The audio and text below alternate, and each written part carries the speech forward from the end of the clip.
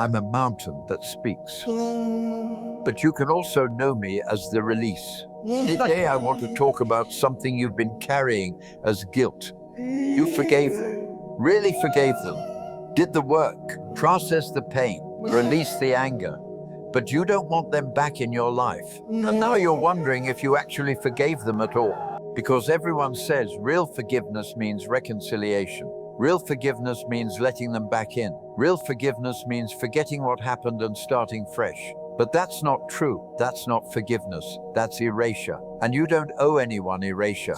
That's what I want to talk about today. The forgiveness that doesn't require reconciliation, the healing that doesn't require reconnection, the release that doesn't require reopening the door. Because you can forgive someone completely, deeply, authentically, and still never speak to them again. Those things are not contradictory, they're integrated. Let me tell you what forgiveness actually is. Forgiveness is not for them, it's for you. It's the internal process of releasing the hold that what they did has on you, releasing the anger that's eating you from inside, releasing the resentment that's stealing your peace, releasing the fantasy of revenge or justice or them finally understanding what they did. That's forgiveness, internal release. It has nothing to do with whether they're in your life or not, nothing to do with whether you trust them again, nothing to do with whether you reconcile. But somewhere along the way, forgiveness got confused with reconciliation. And now people think if you don't let them back in, you haven't really forgiven. If you maintain boundaries, you're still holding a grudge. If you keep distance, you're bitter. That's manipulation. Not always intentional, but manipulation nonetheless,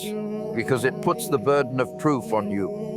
You have to demonstrate your forgiveness by making yourself vulnerable to them again. You have to show you've healed by giving them another chance to hurt you. Does that sound like wisdom to you? It's not. Forgiveness and trust are separate things. You can forgive someone for what they did and still not trust them not to do it again. You can release your anger toward them and still recognize they're not safe for you. You can wish them well from a distance and still maintain that distance. That's not bitterness, that's wisdom.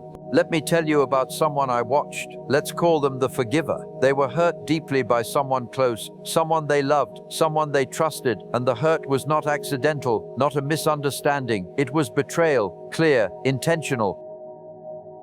And it broke them. For years, they carried rage, fantasized about confrontation, about making the person understand, about getting justice, or apology, or acknowledgement. But none of that came. The person who hurt them moved on, didn't seem to think they'd done anything wrong, and the forgiver stayed stuck, carrying anger that was only hurting them, replaying the betrayal over and over, letting it consume energy they needed for their own life. So they decided to forgive, not because the person deserved it, because they deserved peace. They did the work, therapy, journaling, processing. They sat with the pain until the pain loosened its grip. They acknowledged what happened without making it their whole story. They released the anger, not all at once, but gradually, until one day they realized they didn't think about it anymore, didn't feel the rage, didn't fantasize about revenge. They'd forgiven. And then the person who hurt them reached out, said they wanted to reconnect, said they'd changed, said they hoped there were no hard feelings, and the forgiver felt nothing. No anger, no excitement, no desire for reconciliation, just peace and a clear knowing. I forgive you, and I don't want you in my life. Those two things coexisted perfectly. The forgiveness was real, the boundary was also real, and the person who'd been hurt didn't understand. How can you say you forgive me if you won't talk to me? How can you say you've let go if you won't let me back in? And the forgiver said something beautiful. Forgiving you means I'm not angry anymore. It doesn't mean I'm not wise. That distinction changed everything. Forgiveness doesn't erase memory. It doesn't erase pattern. It doesn't erase the data you have about who someone is and how they behave.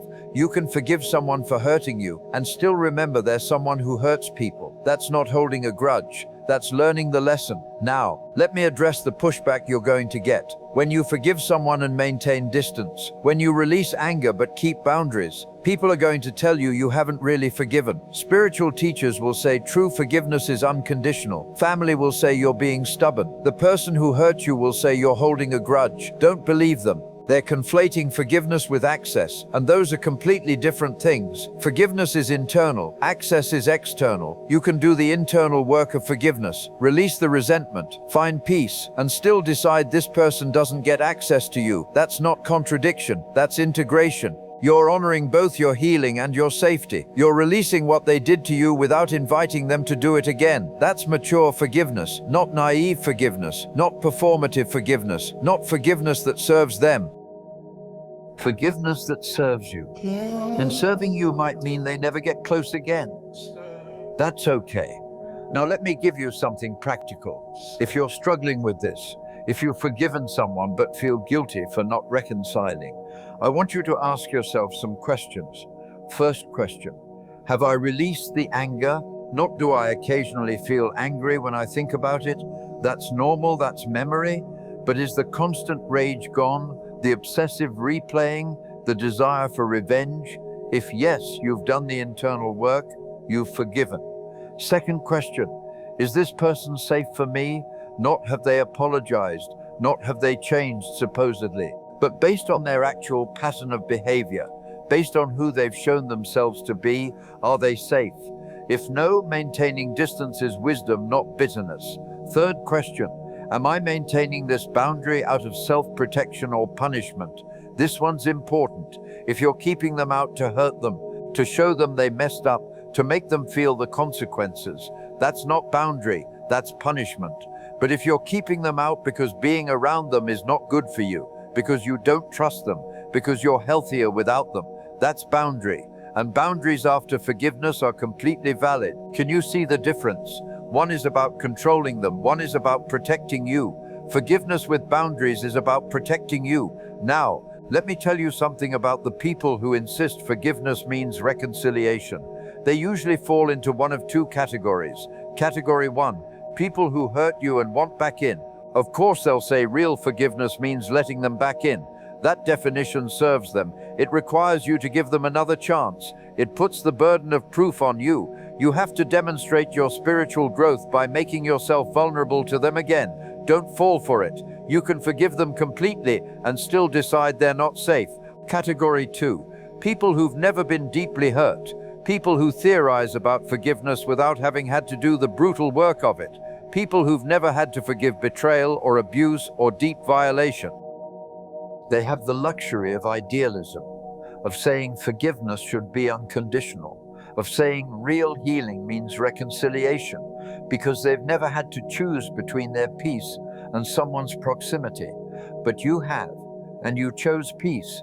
That's not failure, that's success. That's what forgiveness is supposed to do. Give you peace, not give them access. Now, one more thing about the guilt. If you're feeling guilty for forgiving without reconciling, ask yourself where that guilt is coming from. Is it your conscience or is it conditioning? Your conscience tells you when you've actually done something wrong, when you've hurt someone without cause, when you need to make amends.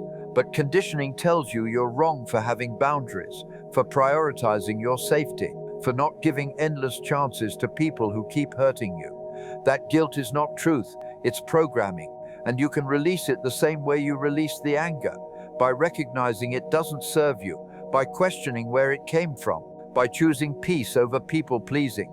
You don't owe anyone access to you, not even people you've forgiven, especially not people you've forgiven, because forgiveness is the gift you give yourself, not the gift you give them.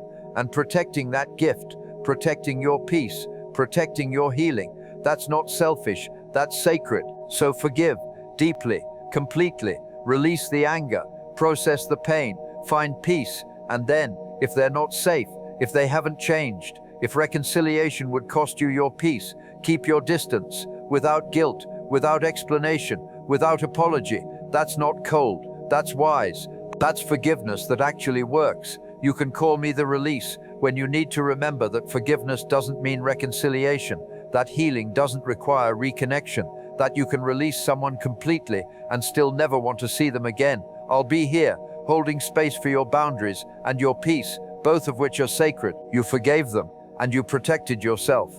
Both things are true. Both things are beautiful. Keep both.